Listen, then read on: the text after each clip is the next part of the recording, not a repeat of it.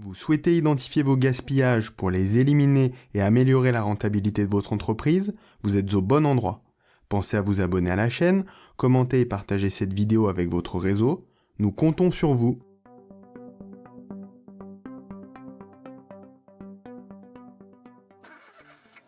Tiens, au fait, suite à la publication de la vidéo sur le 5S, Benoît, un membre de la communauté, nous a écrit pour poser la question suivante. À quoi faites-vous référence exactement quand vous parlez de gaspillage?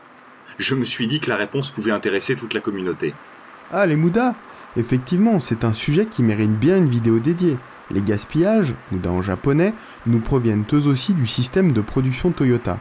Cette vidéo va permettre à Benoît d'affûter son regard et d'identifier plus facilement les gaspillages qui l'entourent en vue de les éliminer. Taishi Ohno, fondateur du système de production Toyota, a défini 3 ennemis du Lean, présents aussi bien dans l'industrie que dans les services. Les Mura. Il s'agit des variations qui conduisent à une situation déséquilibrée. Par exemple, une hausse très importante de la demande client ou la variabilité des résultats d'un processus. Les Muri. Les Muri ont pour conséquence d'augmenter l'énergie nécessaire à la réalisation des activités, emploi de moyens surdimensionnés, excès de charges sur les hommes, etc. Les Muda, ils désignent les activités d'un processus non nécessaires à la production du produit ou du service et pour lesquels le client n'est pas prêt à payer. C'est le sujet de la question de Benoît que nous allons détailler dans la suite de cette vidéo. Les 3 ennemis du Lean sont souvent imbriqués. La forte hausse de la demande client, Mura, pourra avoir comme conséquence une charge de travail déraisonnable sur un opérateur, Muri, qui pourra aboutir à la production de pièces défectueuses, Muda. Le Lean se base sur une approche des activités par processus. Un processus est un ensemble d'activités corrélées ou interactives qui transforment des éléments d'entrée en éléments de sortie. Les tâches qui constituent les processus de production d'un produit ou d'un service peuvent être de 3 types. Les tâches à valeur ajoutée. Il s'agit des activités nécessaires à la production du produit ou du service pour lesquelles le client est prêt à payer. C'est essentiel pour l'entreprise. Par exemple, assemblage d'une voiture, cuisson d'une viande, traitement d'un dossier, etc. Les tâches à non-valeur ajoutée. Il s'agit des activités actuellement nécessaires à la production du produit ou du service pour lesquelles le client n'est pas prêt à payer. C'est utile pour l'entreprise. Ces activités peuvent permettre par exemple de détecter un problème avant qu'il ne se propage ou de répondre à une exigence, qu'elle soit interne ou externe. Par exemple, des contrôles sur un produit pendant son cycle de production, des activités de reporting, des activités comptables, etc. Les gaspillages. Il s'agit des activités non nécessaires à la production du produit ou du service pour lesquelles le client n'est pas prêt à payer. Les gaspillages pénalisent directement la rentabilité de l'entreprise. Nous détaillerons les 8 types de gaspillage dans la suite de cette vidéo. Les tâches à non-valeur ajoutée et les gaspillages augmentent les coûts pour l'entreprise et impactent sa compétitivité sans apporter de valeur ajoutée au client.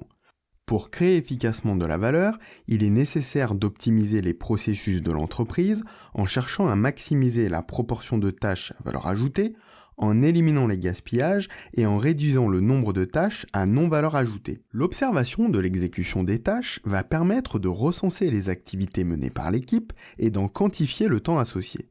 La bonne compréhension de ce qui constitue la valeur ajoutée pour le client permettra de classer ces activités suivant si elles représentent de la valeur ajoutée, de la non-valeur ajoutée ou du gaspillage et d'en mesurer les proportions. Cette mesure permettra d'identifier le gisement de gain potentiel en cas d'élimination des gaspillages et de réduction des tâches à non-valeur ajoutée. L'exemple suivant simule les améliorations apportées à un processus pour passer de la situation A à la situation B. Les bénéfices sont les suivants. L'exécution des tâches est plus rapide, autrement dit, travailler mieux et non pas travailler plus vite. La part de temps passé sur les tâches à valeur ajoutée augmente, impactant favorablement la profitabilité de l'entreprise qui engagera les moyens au juste nécessaire pour satisfaire le client. Le temps jusqu'ici employé à produire autre chose que de la valeur ajoutée pourra être alloué sur des tâches à valeur ajoutée. Voici la liste des 7 gaspillages. Les déplacements et les mouvements inutiles, la surproduction, les attentes, le surstockage ou les stocks inutiles, les transports, les rebuts et les retouches, et enfin, les étapes superflues. Un moyen mémotechnique simple pour retenir les 7 gaspillages consiste à les écrire dans l'ordre précédent pour former l'acronyme désastre qui représente bien ce que sont les gaspillages pour l'entreprise.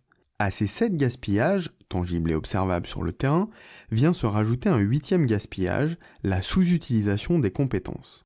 Peut-être vous demandez-vous pourquoi je porte un tablier depuis le début de cette vidéo.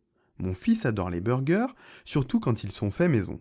Dans la seconde partie de cette vidéo, je vous propose d'illustrer les différents types de gaspillage en observant la façon avec laquelle je confectionne mes burgers. Saurez-vous détecter les gaspillages de ce processus ? Saurez-vous faire le lien avec vos activités pour en dégager des pistes de progrès ? Pour le savoir, je vous donne rendez-vous la semaine prochaine pour la suite de cette vidéo. D'ici là, n'oubliez pas de vous abonner, de laisser un commentaire et de partager ce contenu avec votre réseau.